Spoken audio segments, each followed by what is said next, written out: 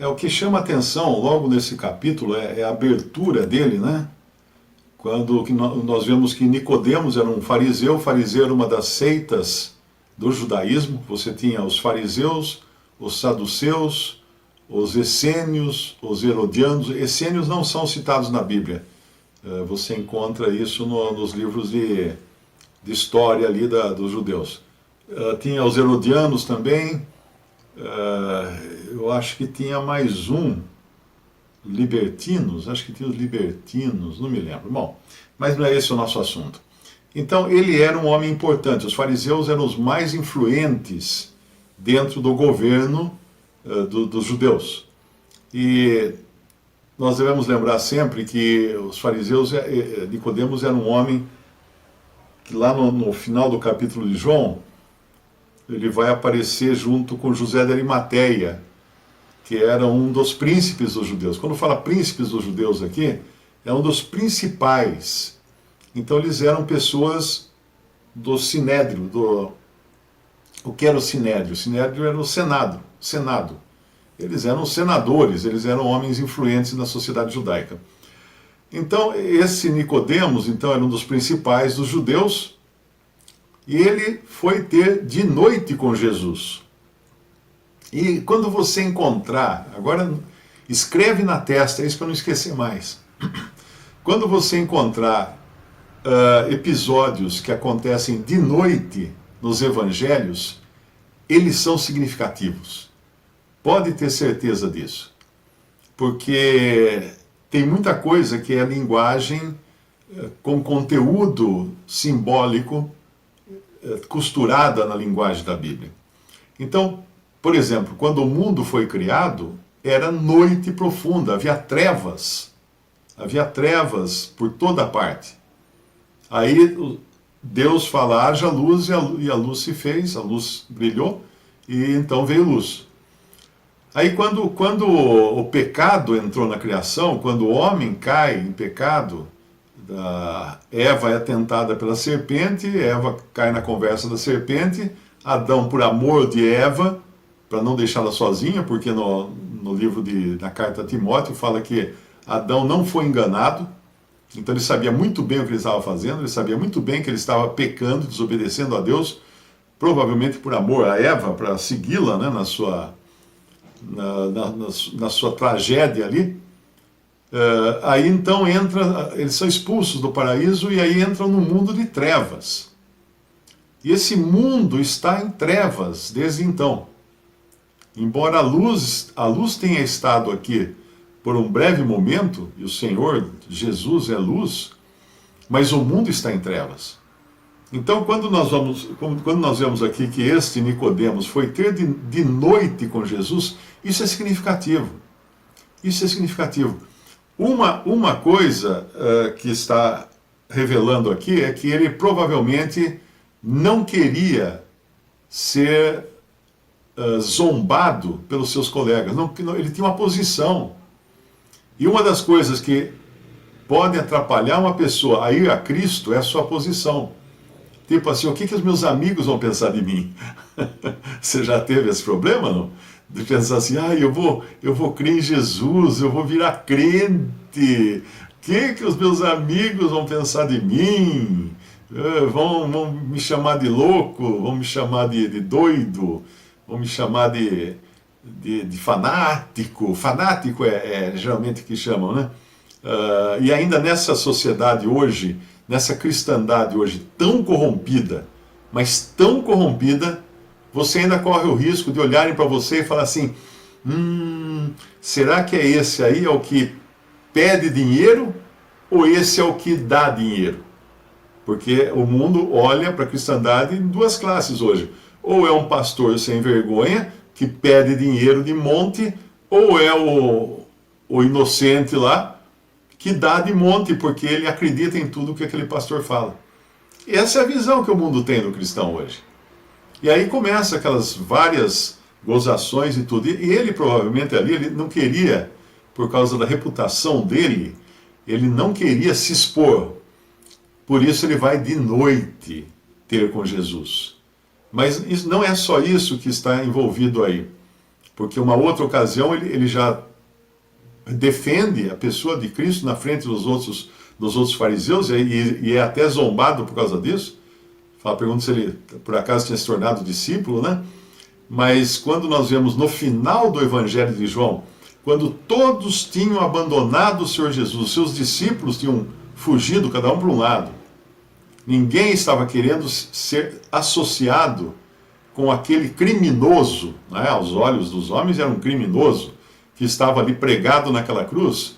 Todos sumiram, todos olhavam de longe. O Evangelho fala que eles olhavam de longe, observavam de longe o que acontece naquela hora crítica. Os menos improváveis, os que tinham uma reputação a zelar, acabam saindo do seu esconderijo, vamos chamar assim, e se apresentam diante de Pilatos para pedir o corpo de Jesus e sepultá-lo. Então nós vemos aqui esse Nicodemos de noite. E essa noite também aparece, por incrível que pareça, lá no final, quando eles vão pedir o corpo de Jesus.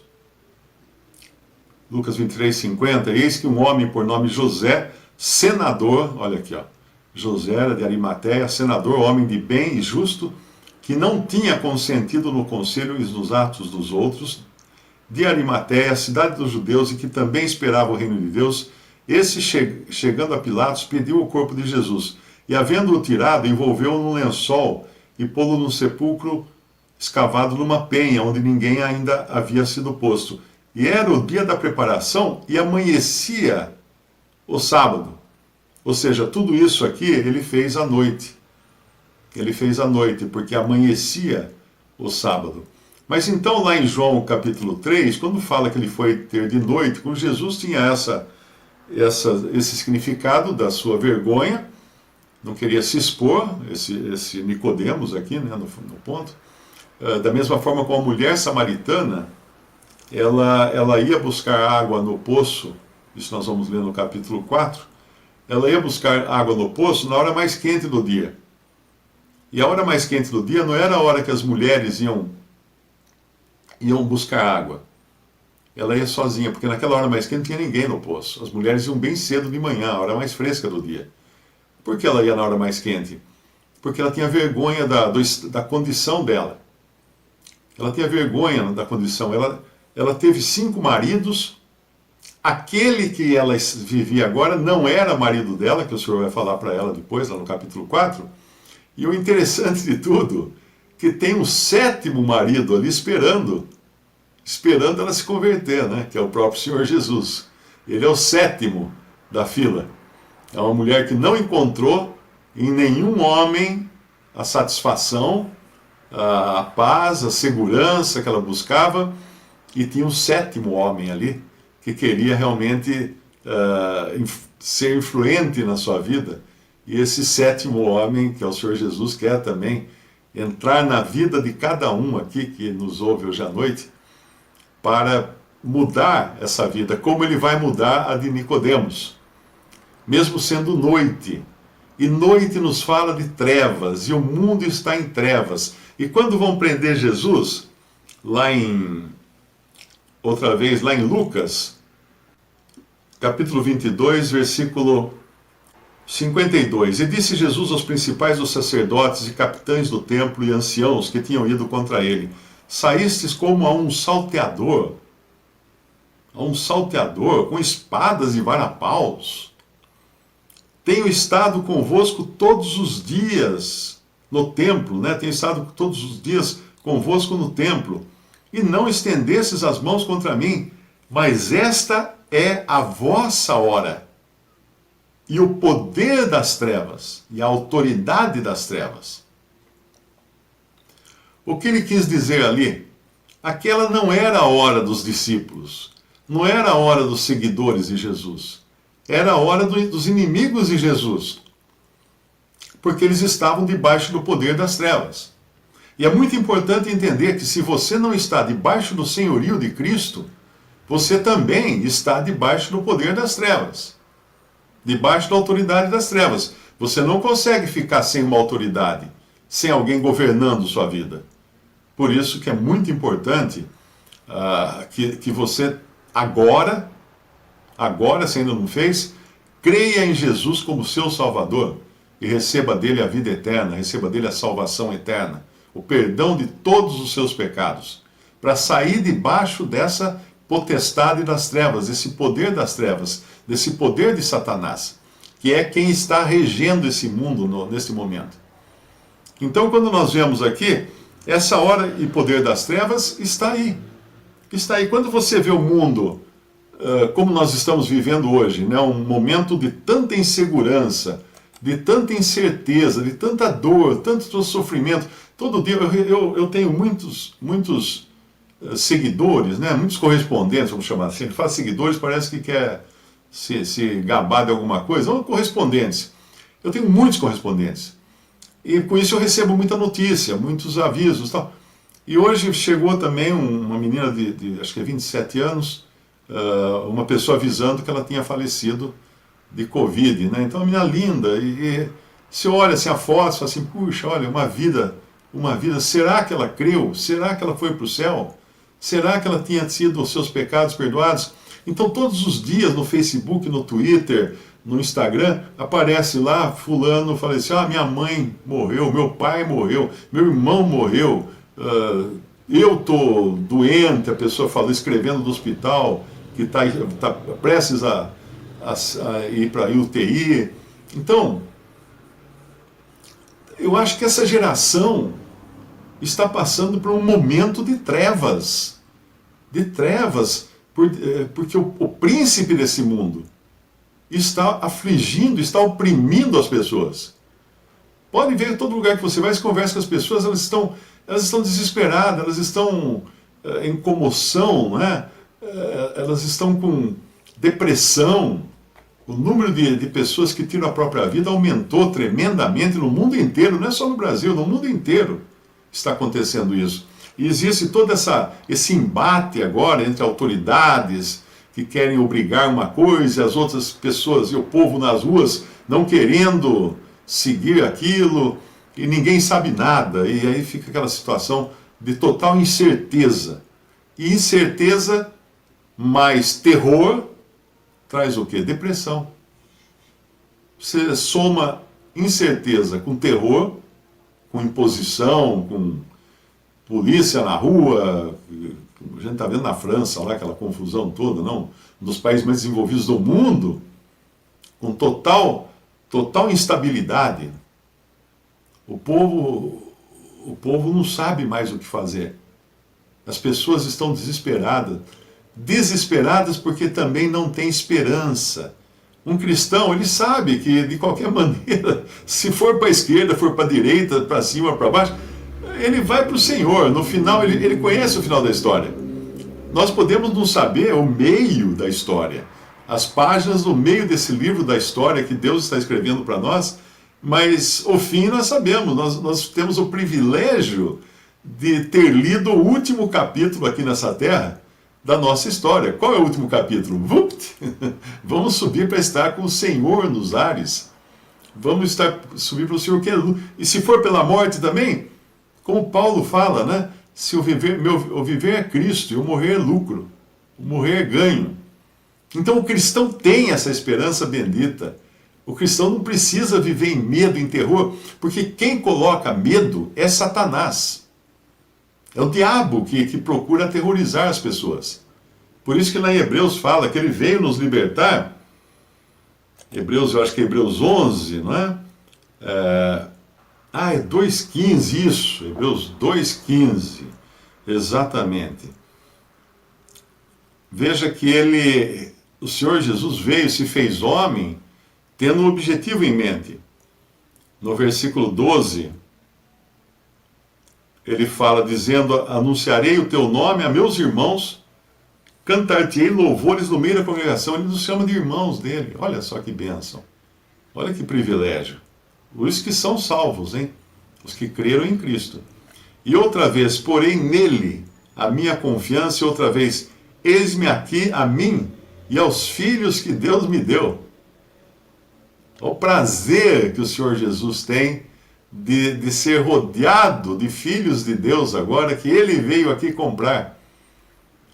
Porque ele viria aqui sofrer tanto para encher a casa do Pai de muitos filhos. Muitos, miríades de filhos. Gente, vocês nunca viram uma multidão na vida como essa que nós vamos ver quando chegarmos na presença do Senhor. O versículo 14: e visto como os filhos participam da carne e do sangue, também ele participou das mesmas coisas. Ou seja, ele quis ser igual aos homens, ou semelhante, né, aos homens, porque igual não, porque ele veio sem pecado. Ele não tinha pecado, não podia pecar, e não tinha a natureza pecaminosa que nós temos. Mas em semelhança de homens, ele tinha um corpo de carne e ossos, cabeça, corpo e membros. Ele participou das mesmas coisas, para que pela morte aniquilasse o que tinha o império da morte, isto é, o diabo. E livrasse todos os que com medo da morte estavam por toda a vida sujeitos à servidão, à escravidão. Então eu quero dizer para você agora, se você está com medo da morte, você está sujeito à escravidão. Você não está vivendo uma vida como um livre. É claro que nós temos medo da dor da morte, medo do sofrimento da morte, nós temos receio do que pode acontecer se nós tivermos filhos pequenos ou pessoas que dependem de nós. Tudo isso são receios muito válidos, mas sempre sabendo que o Senhor cuida. A gente não tem todo esse poder de cuidar de nós mesmos. Por isso que ele precisou vir nos salvar. Mas se você tem todos esses medos, deposite nas mãos dele. Agora, a morte para o cristão não deve ser motivo de medo. Porque aqui fala, todos os que por medo ou com medo da morte estavam toda a vida sujeitos à servidão, à escravidão. O cristão não está, o cristão é livre agora, ele já foi liberto. E ele não precisa temer a morte, porque a morte é apenas serva de Deus para levar o salvo por Cristo para o céu. Pronto, aí terminou, não vai ter mais. Você pode ter receio das dores, do sofrimento, das picadas de injeção, da falta de ar, de um monte de coisa. Quem já ficou doente sabe que não é refresco ficar doente, né? Quem já passou por uma cirurgia também sabe. Eu passei por uma cirurgia uma vez, era para tirar a vesícula. Então eu deitei assim, me puseram lá numa maca, aí o médico falou assim, eu vou dar uma injeção em você, mas é só para você adormecer um pouco, aí você vai ficar meio... Ele estava falando, eu já tinha partido aqui da terra. Eu já não escutei o fim da conversa dele. O próximo capítulo, eu abri os olhos e estava lá no quarto. Foi a coisa seguinte, o capítulo seguinte. Nem assisti os comerciais. Eu estava no quarto. Alguma dor no abdômen, né? Porque ele não pôde fazer aquela cirurgia que enfia só a câmera com a sonda e suga a vesícula, porque ele falou que eu tenho um abdômen de quem ou apanhou muito na barriga ou sofreu algum acidente, porque ele falou que existe um negócio, quando você sofre um acidente, eu não sofri acidente nenhum, que dentro do ventre cria-se uma série de filamentos assim, o próprio organismo trata para não ficar balançando muito as tripas, né? Ele liga tudo com os filamentos. Então ele falou que a hora que ele enfiou a câmera e foi olhar, ele falou assim, não vou nem tentar fazer pela sucção, que eu posso furar um vaso importante aí e dar uma hemorragia, né? E ele até contou de uma menina em São Paulo que ela precisava fazer a operação da vesícula e o médico falou assim, nós vamos tentar fazer com a câmera, mas se não der tem que abrir, né? Tem que cortar a barriga, né? Não corta a minha barriga de jeito nenhum, eu sou modelo, não posso ter cicatriz. Não, mas esse não, de jeito nenhum, não autorizo cortar, porque eu sou modelo. Daí o médico falou assim, eu vou tentar, né? E nessa de tentar fazer com as sondas, ele acabou rompendo um vaso e ela morreu na mesa. Então, eu ainda não estou aqui, mas a próxima coisa que aconteceu, eu acordei, abri os olhos E foi um sentimento muito estranho que eu tive. Eu não esqueço o sentimento que eu tive. A hora que eu abri os olhos, olhei assim no quarto, eu percebi que já tinha feito alguma coisa na minha barriga, porque ela já estava dolorida, né? Mas a primeira coisa que eu pensei foi: ah, eu ainda estou aqui.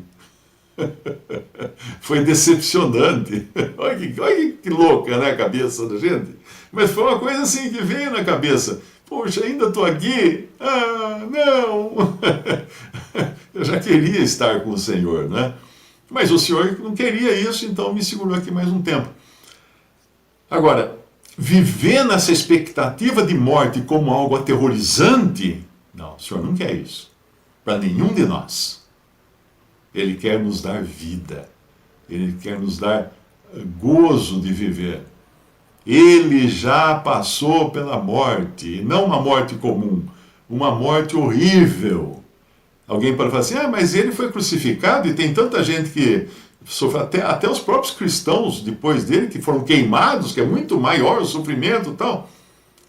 Ninguém jamais sofreu o que o Senhor Jesus sofreu naquela cruz. Porque durante a sua crucificação, você lê nos evangelhos que houve trevas por toda a terra. Aquele que jamais em toda a eternidade ficou sem companhia, porque ele esteve sempre na presença do Pai.